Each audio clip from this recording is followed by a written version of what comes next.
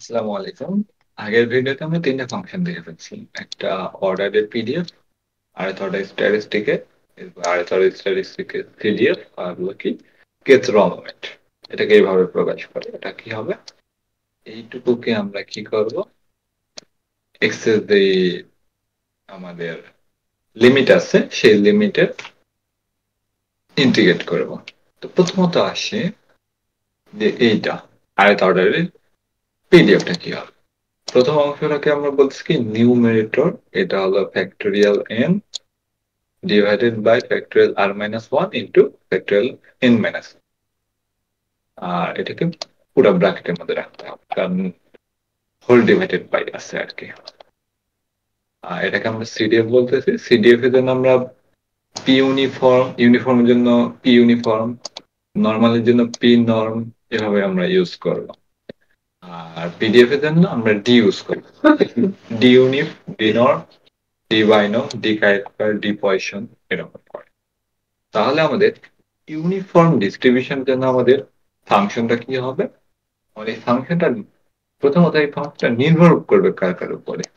নির্ভর করবে এক্স এর উপরে। এক্স এর মান চেঞ্জ হলে আমার ফাংশনের মানটা চেঞ্জ হয়, আর এর মান চেঞ্জ হলে আমার মান চেঞ্জ হয়, এন এর মান চেঞ্জ হলে মান চেঞ্জ হয়, আর আমাদের এ আর বি অর্থাৎ লিমিটটা চেঞ্জ হলেও মান চেঞ্জ হয়।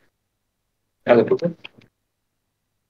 এরপর পিডিএফ এবং সিডিএফ, ডি ইউনিফর্ম এবং পি ইউনিফর্ম দিয়ে আমরা করলাম।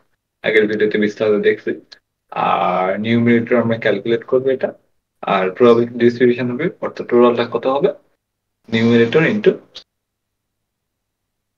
CDF to the power -1 into 1 minus CDF to the power n minus r into PDF হবে। সবশেষে এটাকে রিটার্ন করে দেব। এরপর আমাদের সিডিএফ এর ফর্মুলাটা কি হবে?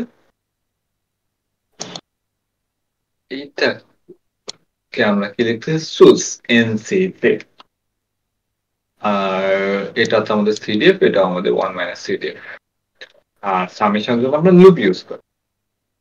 প্রথমত আমরা সাম ভ্যালু 0 ধরলাম, আর প্রতিবার সাম ভ্যালুতে আমরা অ্যাড করছি। সাম ভ্যালু ইকুয়াল টু আগের সাম ভ্যালু প্লাস সামথিং। সামথিংটা কত? NCJ combination. তাহলে চুজ দিয়ে আমরা লিখতেছি NCJ into CDF to the power j into 1 minus CDF to the power n minus j. সবশেষ যখন ক্যালকুলেট হয়ে যাবে আমরা সাম ভ্যালুটাকে রিটার্ন করব। আর এই জায়গায় আমরা জের মান কত? আর থেকে এন পর্যন্ত, এখানে আর থেকে এন পর্যন্ত চলবে। আর লাস্টে আমরা কি দেখলাম?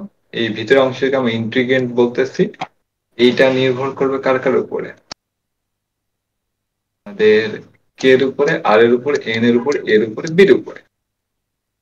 এটা এক্স এর উপর নির্ভর করে না, কারণ এক্স এর মানটা আমার এ বির উপর নির্ভর করছে। আমরা যখন ইন্টিগ্রেশন করি এ থেকে বি, এইটুকু এক্স এর উপর ডাইরেক্টলি নির্ভর করে না, ওই জন্য এক্স লেখা হয় না।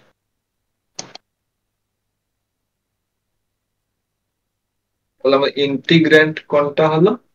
ভিতরের অংশটা, এই অংশটা x to the power k into f of r গুলো নেন, এইটা। তো এখানে আমার এক্স কিন্তু আমাদের প্রয়োজন, সুতরাং এখানে এক্স একটা নিয়ে নিই। এইটাকে আমরা এ থেকে বি পর্যন্ত ইন্টিগ্রেট করব, করে ভ্যালুটা নিব, তারপর এটাকে রিটার্ন করে দেব। আর আমাদের এখন আমরা দেখব এইগুলাকে আমরা ইকুয়েশন আকারে কিভাবে লিখতে পারি। ইকুয়েশনের জন্য আমরা কি করব? প্রথমত আমরা নিউমিনেটরটা ক্যালকুলেট করলাম আগের মতোই, নিউমিনেটর ক্যালকুলেট হলো। এরপর আমরা কি করব? Numerator into f of x to the power r minus 1 into 1 minus f of x to the power n minus 1 into f of x, এটুকু আমরা লিখতেছি। অর্থাৎ এই যে আমার ভ্যালুটা, এই ভ্যালুটা হলো কি এই নিউমেরেটর, এইটুকু, এই লাল, into f of x to the power r minus 1 এর এখানে f of x to the power এখানে পাওয়ার আর মাইনাস 1 আছে, এরপর into 1 minus f of x to the power n minus r আছে ইন্টু এফ অফ এক্স আছে। আর সবগুলোকে combined করার জন্য আমরা প্লেস জিরো ইউজ করতেছি। আমরা যেরকম করে দুইটা সংখ্যার যোগফল ডাইরেক্ট লিখতে পারি, সেই ব্যাপারটা আমরা লিখতে পারি না যখন যায় আমাদের স্ট্রিং থাকে। আর স্ট্রিংতে আমি যাই,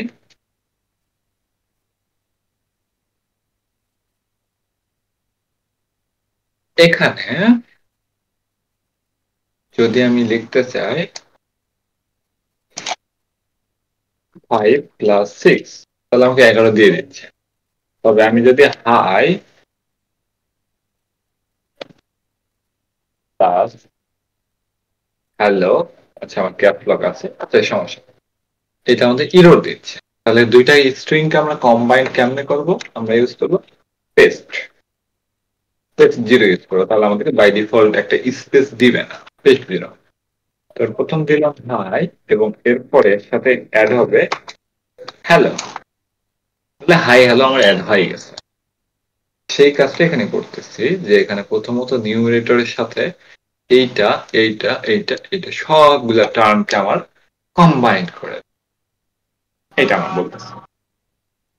এরপর আর লাস্ট একটা ফাংশন আমরা দেখবো, সেটা কি সিডিএফ এর জন্য যে ফাংশনটা লাগে। তাহলে সিডিএফ আমরা কিভাবে ক্যালকুলেট করছিলাম? একটা আমার ফর লুপ লাগছে, আর ইনিশিয়াল ভ্যালু কত ধরছিলাম? ইনিশিয়াল ভ্যালু আমরা 0 ধরছি। তাহলে এখন ইনিশিয়াল ভ্যালু স্ট্রিং এর ক্ষেত্রে ইকুয়েশন যেহেতু টেক্সটের ক্ষেত্রে ফাঁকা একটা টেক্সট ধরে নেব।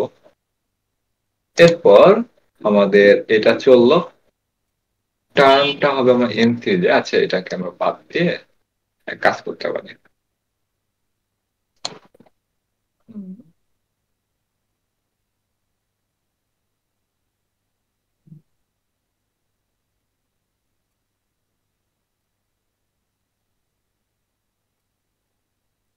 আচ্ছা এখান থেকে আমরা এভাবে না বলে আমরা এখানে ব্র্যাকেট স্টার্ট করলাম, এরপরের পরবর্তী ভ্যালুটা হবে আমার এন এর মান, এরপরে আমার সি আসবে, এরপরে জে এর মান আসবে এনসি জে,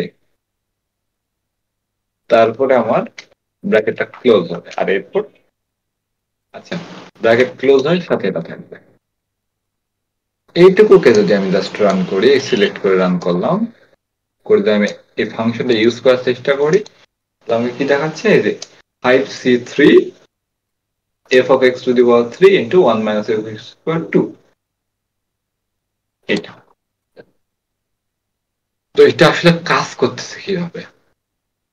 আমাদের প্রতিটা টার্ম হলো এটা, এই টার্মটাকে আমরা সাম করব, তাই তো? এই যে এই টার্মটাকে আমরা, এই অংশটাকে আমরা বলছি টার্ম, প্রতিটা টার্মকে আমরা সাম করব, এইটাকে বলছে টার্ম, টার্মটাকে আমরা সাম করব। কয়েকবার এক কথা বলছি। তাহলে আমরা সাম করার জন্য কি করব? এই যে ইকুয়েশনের মধ্যে প্রতিনিয়ত অ্যাড করব। আমি বলতেছি যে এইটুকুকে আপাতত বাদ দিয়ে দিই, পেস্ট জিরো আমরা ইউজ করলাম, যে আমার ইকুয়েশনের আগের যে ভ্যালু ছিল সেটার সাথে আমরা টার্মটাকে অ্যাড করে দেব, আর এটাকে রাখবো কার মধ্যে? ইকুয়েশনের মধ্যে। তাহলে এখন যদি আমি এটুকু রান করি, তো আমার কি আসবে? এই যে এইরকম করে আসলো, আমার কিন্তু প্লাস আসেনি, সবগুলো আসলো প্লাস আসে। তাহলে এখানে কি করবে? একটা প্লাস অ্যাড করবে, প্লাস। প্লাসের আগে পরে একটা স্পেস দিয়ে রাখি। ও আমি ফুল স্টপ দিয়ে ফেলছি। তাহলে এটুকু যদি আবার রান করি, তাহলে আমার একটা করে প্লাস চলে আসছে প্রতিটা টার্ম। এখন আমাদের প্রবলেমটা হলো এই লাস্টেও কিন্তু প্লাস চলে আসছে, আমি ওইটা চাচ্ছি না। ওই জন্য কি করলাম, যখন জের ভ্যালু, জের লাস্ট ভ্যালু অর্থাৎ এন, জের ভ্যালু যখন এন হবে তখন যে প্লাস অ্যাড করব না। আমি করলাম যে টিউব জেড ভ্যালু যতক্ষণ পর্যন্ত এন এর থেকে ছোট থাকবে ততক্ষণ পর্যন্ত এটা হবে, আর নয়তো জেড ভ্যালু যদি এন হয়ে যায় তাহলে কি হবে, প্লাসটা অ্যাড করার দরকার নাই।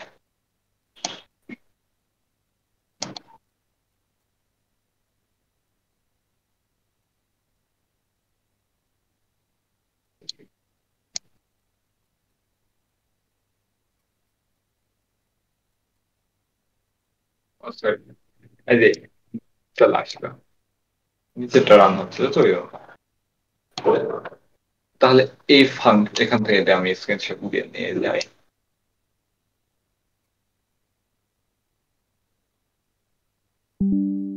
তাহলে আমরা জাস্ট এই কয়েকটা ফাংশন শিখে ফেললাম।